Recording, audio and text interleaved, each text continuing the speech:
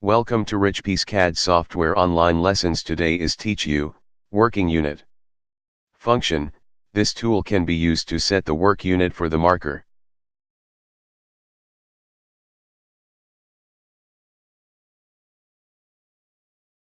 Click the icon or click, marker, menu, work units, or use the shortcut key Alt plus M, plus W, pop up, work units, the dialog box to set the unit.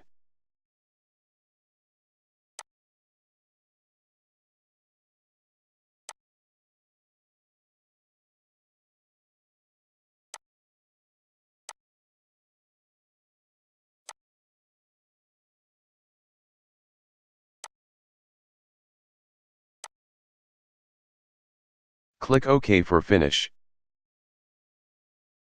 Thanks for watching today's video. See you tomorrow.